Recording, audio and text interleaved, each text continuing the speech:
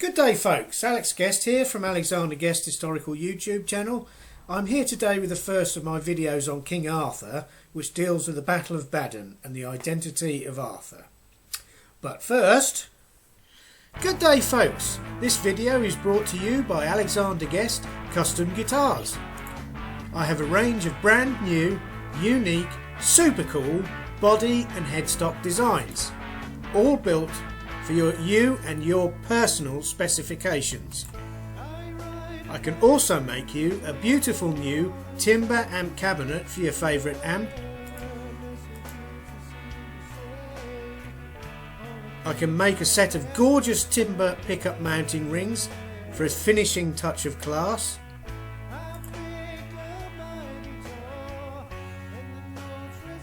And I can even build you a stunning guitar stand to display it on.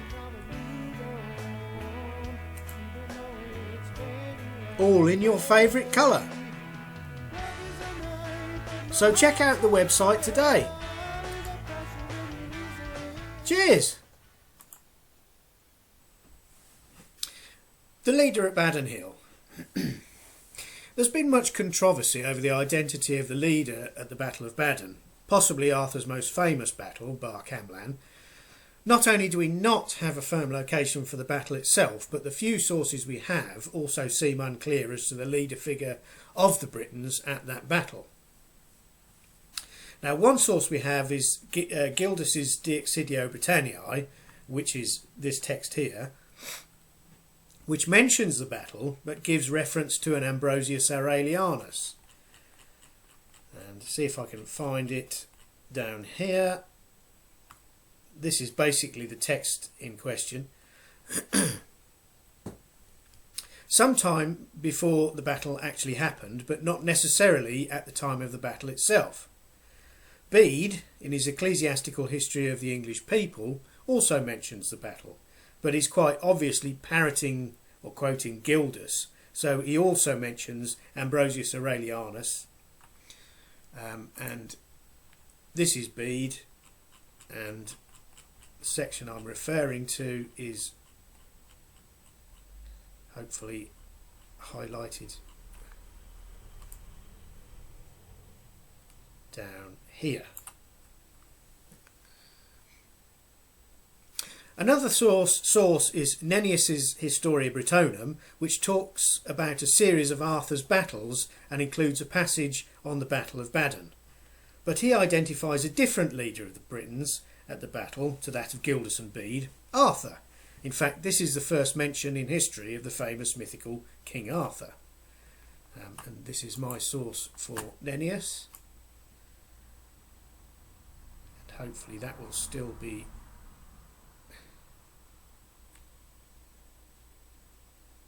highlighted. This is the section here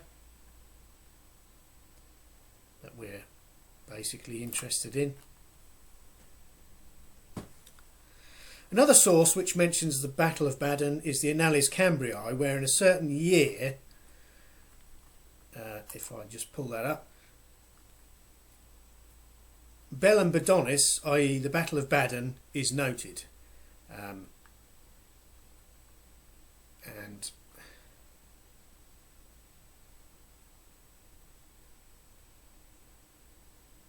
this section here is the Battle of Badon, and it must be noted that these dates here are not in the original text. They are modern computations, and so are not absolutely proved in history.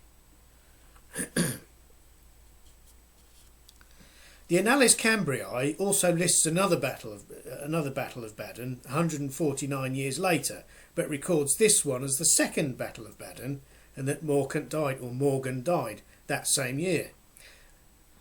And that would be this entry here. The first celebration of Easter among the Saxons, the second Battle of Badon, Morgan dies, or Morcant. Lastly, the final source which mentions the battle is the Dream of Rhonabwy, from the collection of old Welsh folk tales known as the Mabinogion. In this story, the battle location is known both as Badon and Caer Vathan or Fathan, and that pretty much is it for the source material for this battle. And this is the dream of Rhonabwy. I'm not going to pick out. I'm not going to try and read through it and pick out the battle itself, but we'll go into it later.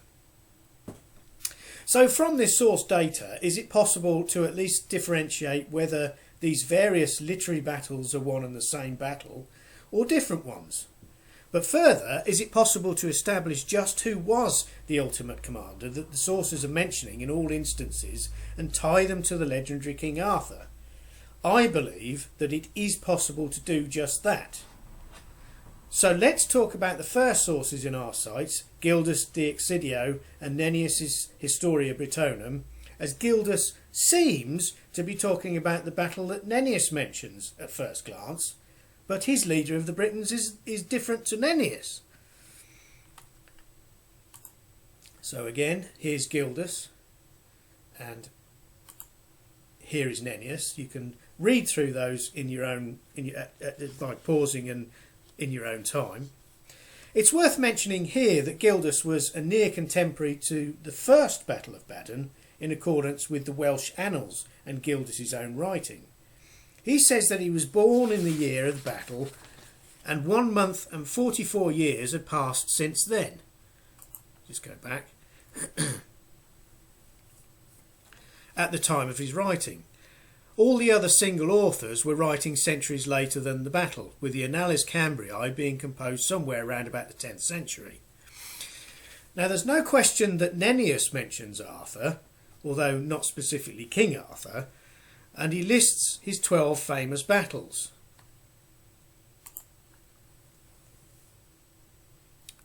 But Gildas' text is far more ambiguous, as he states that the Britons took up arms under the leadership of Ambrosius Aurelianus, someone who outside of these sources is virtually unknown to history, and Bede simply quotes Gildas. So there is an impasse. On one hand we have Gildas, with Bede copying him, stating that Ambrosius Aurelianus was the leader at Badon, and both the Annales Cambriae and Nennius stating that it was Arthur who was the leader at the battle. But were these battles the same battle, which took place at the same place and time in history, or were they distinct and separate battles of Badon? Here I believe the Annales Cambriae can enlighten us, as it lists a second battle of Badon, which would be that one, this one down here. That's the second Battle of Badon. As Gildas was a near contemporary of the first Battle of Badon, and the second battle was yet to happen, some 100 or so years in the future, at the time of his text, when Gildas was 44 and writing De Excidio, he could never have known about the second Battle of Badon, because it hadn't happened yet.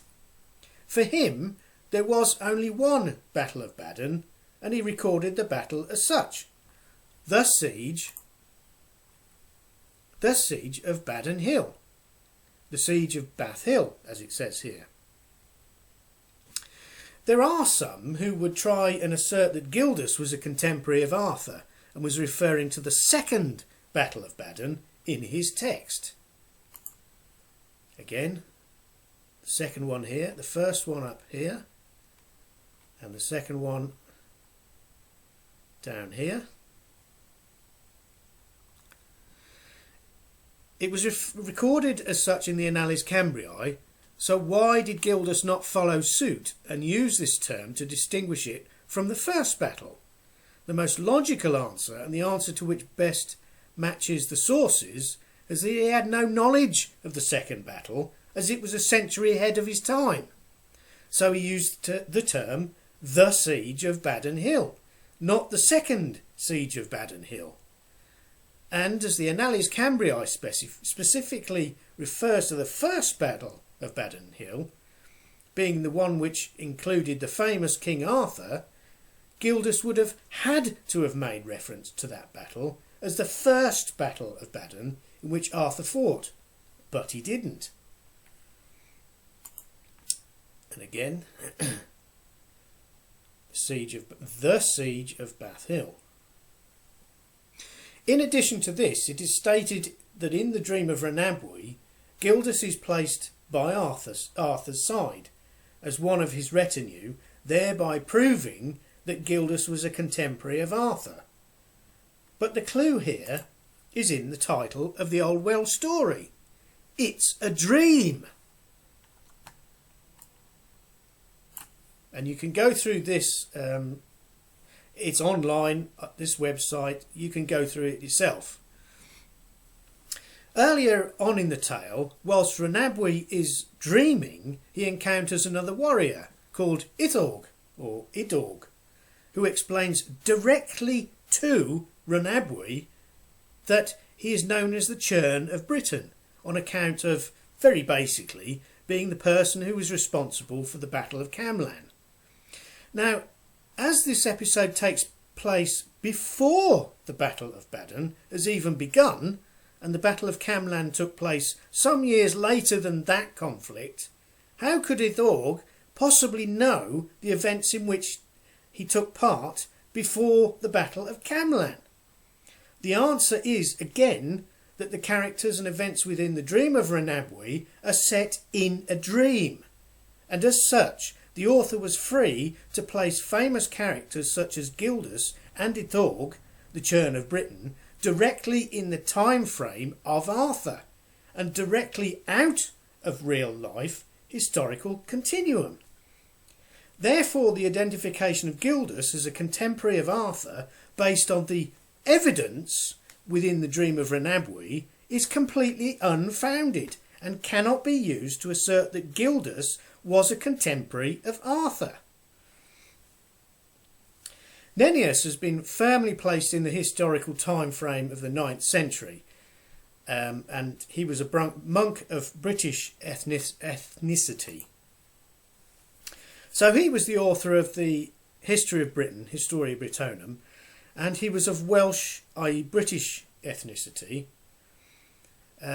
He would almost certainly have been aware of the two battles of Badon listed in the Welsh annals, the first and the second. The second battle being attributed by modern scholars to 665 AD, and yet he did not mention the second Battle of Badon, merely the Battle of Badon. Why is this? The Great War was the title given to the global conflict of 1914 to 1918, up until the events of World War II, whereupon these two separate conflicts were redesignated, very basically, as World War I and World War II, in order to distinguish between the two. Something not necessary before the Second World War. Similarly, the first Battle of Badon would have been entitled The Battle of Badon, just like The Great War, up until the events just before the Second World War, after which time, the period in which Nennius was writing, the first battle should surely have been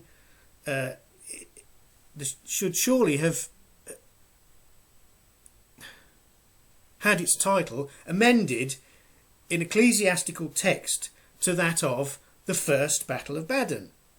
However, Nennius did not use this term, nor did he use the term the Second Battle of Badon, although presumably he would have been aware of the second conflict. So it seems unavoidable to me that Nennius was referring back to the most famous Battle of Badon, the battle which corresponded to the battle where the Annales Cambriae referred specifically to Arthur, which would be this one here.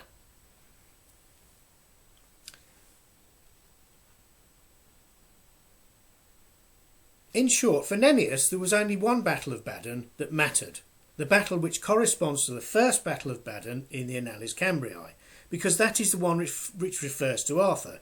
It was so famous in the consciousness of the Welsh people specifically because of Arthur that to omit it would have been unthinkable, whereas the second battle in the Annales had no such connotations attached to it. Otherwise it would have been it would have recorded them. But it only says that Morgan died, presumably that same year. So the second battle was not worth mentioning in connection with the struggles of the British campaign under Arthur's leadership, and was in any case well outside that time frame. On the other hand, if Nennius had been referring to the second Battle of Badon, in any respect, even if conflation of the two separate battles had occurred, he would surely have had to have mentioned that Morgan died, or at least have made some passing reference to him, as this was the most significant event which took place around the time of this late battle and is recorded in the Annales Cambriae, but he didn't. He referred instead only to Arthur and to the first Battle of Badon, as recorded in the Annales Cambriae. In his mind, the early battle was the only significant Battle of Badon worth noting in his history. Hence he wrote the Battle of Badon, not the first Battle of Badon, as to him the events of the second Battle of Badon were not significant enough and not in the correct time frame to be worth recording in his work. So he called it the Battle of Badon. Now we must consider Gildas and the figure of Ambrosius Aurelianus. Gildas has this figure taking the reins of leadership of the British at some point in history. And here's Gildas. And then goes on to describe something of the background and character of the man and the campaign of the British against their enemies up until the siege of Badon Hill. As this passage of text seems to indicate a time frame where Ambrosius Aurelianus takes the reins of power and there are battles fought, then there is the siege of Badon Hill, some scholars point out that between Ambrosius Aurelianus having taken power and the point where this lasted up until the siege of Badon Hill, things may have changed in the hierarchy of the British leadership, and that Ambrosius's leadership was recorded as having been until the siege of Badon.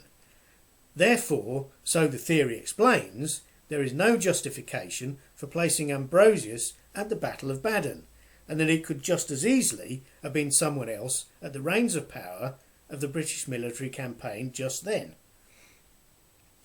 But if one reads the text Gildas gives us, it is clear that the passage from a gentleman who perhaps alone of the Romans up until to see whether it loves him or not, which is essentially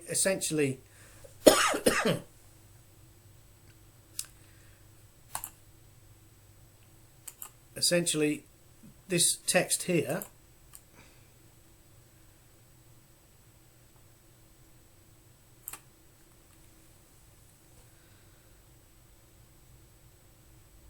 was intended to be read in parenthesis or in brackets. The reason Gildas did not do so was quite simply the fact that parentheses had not yet been codified and defined as they are today. In other words, they hadn't been invented, so he couldn't use them. Any parenthesis which exists in modern translations of Gildas are the result of modern translators of the original Latin text that Gildas wrote in, and so are the result of the translators and not Gildas. Any comparison of different translation of De Excidio will bear this out, as the various parentheses in the translations are in different places in the different translations, therefore proving that they did not exist in the original text. So for the purposes of clarity, let us put to one side the passage of text that Gildas clearly intended to be read in parenthesis and reconstruct his text. It now reads, and I'll read it directly from here. The Britons took arms under the conduct of Ambrosius Aurelianus. After this, sometimes our countrymen, sometimes the enemy won the field, and then there's another section of parenthesis, which is religious, until the year of the siege of Bath Hill. And I'm going to read it again from my notes here, from a different translation, the Britons' leader was Ambrosius Aurelianus. Parenthesis. From then on, the victories went now to our countrymen, now to their enemies. And then there's the other further religious parenthesis. This lasted right up till the year of the siege of Bath Hill. This paragraph, now divested of the parenthesis placed within the text without any delineations to indicate as such, flows much more easily, and we can now see the intent clearly of what Gildas was saying without the waffle. It clearly indicates a specific military campaign by the British against their enemies, where the leader was chosen to be Ambrosius Aurelianus, and it lasted right up till and included the siege of Bath Hill. If another leader was chosen before the Battle of Badon Hill happened, then it would have been incumbent on, if not imperative for, Gildas to have mentioned this and state the new leader chosen before the battle. He did no such thing, therefore implying that the leader at Badon Hill was the same leader that had been selected at the beginning of the campaign, Ambrosius Aurelianus, and it was he who led the British right through this campaign. And I'm going to read it again without mentioning any parenthesis. The Britain's leader was Ambrosius Aurelianus. From then on, the victories went now to our countrymen, now to their enemies. This lasted right up till the year of the siege of Bath Hill. That's what Gildas said.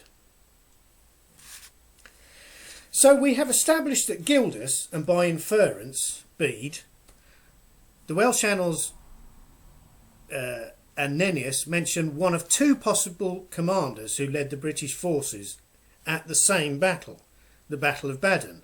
That is, the first Battle of Badon, according to the Annales. Gildas and Bede mention Ambrosius Aurelianus. Nennius and the Welsh annals mention Arthur. And this really is the nub of the problem, as they both list single outright commanders, not a joint command by two or more separate individuals. The problem is proving exactly which one of the two individuals, Ambrosius Aurelianus or Arthur, was that leader. It seems self-evident to me that there can be only one. But which one? And I'll just go back to the Annales here. To my thinking, the most logical solution to resolve this paradox once and for all is to note that Gildas, in a near contemporary time, mentions a personal Latin name as his leader of the British, Ambrosius Aurelianus, and that some 250 to 300 years later, once the events of the Battle of Badon had passed into legend, that same person, Ambrosius Aurelianus, had been given a nickname, a sobriquet, or a title, that of Arthur, and that in the ensuing centuries, when the figure of Arthur had been eulogised and the figure of Ambrosius Aurelianus had been pushed aside by his alter ego, the fact that Ambrosius Aurelianus was one and the same person as the legendary, now eulogised, later figure of Arthur had been lost. This led to a situation where the two names were recorded in mythology but hived off into two separate figures, leading to the utter confusion right down to this time, as the original figure that King Arthur was based on, he was there all along, right in front of our eyes. The mythology of King Arthur was based directly on the life and times of Ambrosius Aurelianus. And I've heard recently that this is an old theory, but that to me just shows the pervasive nature of this theory and the sheer common sense of what it's actually saying. This is why the passage in Gildas, which refers to the Battle of Badon, seems reminiscent of it. Because he was referring to the Battle of Badon. It's also worth noting that in the Annales Cambriae, Arthur was said to have carried the cross for 3 days and 3 nights at the Battle of Badon. In the dream of Rhonabwy, the British warrior Rhonabwy falls asleep and dreams of meeting Arthur on his journey to the Battle of Badon. He accompanies Arthur on his travels, and then, once at the battle site, Arthur sits down to play a board game called Gwythbwyll with a character called Owain. Now, I will go into this much greater detail in the next video, but for this video we must note that Arthur plays 1 game of Gwythbwyll with Owain per day and has 3 games with him in total. The games of Gwythbwyll being an obvious allusion to the actual combat being fought at the battle. And at the end of the dream, Rhonabwy wakes up to finds that he has been asleep for 3 days and 3 nights. This all lends credence to the notion that the Battle of Badon was a siege, because Gwythbwyll is thought to have been a game which was a facsimile of a siege, just like the Viking board game Hnefatafl, and that the battle itself lasted 3 days and 3 nights, exactly the length of time mentioned in the Annales Cambriae as the time Arthur carried the cross on his shoulders, 3 days and 3 nights. And the name of Arthur, I believe, has nothing to do with the Welsh word arth, meaning bear. I believe it is a contracted form of the Welsh word Arthur Hogroith, which is spelt Ardderchowgrwyth.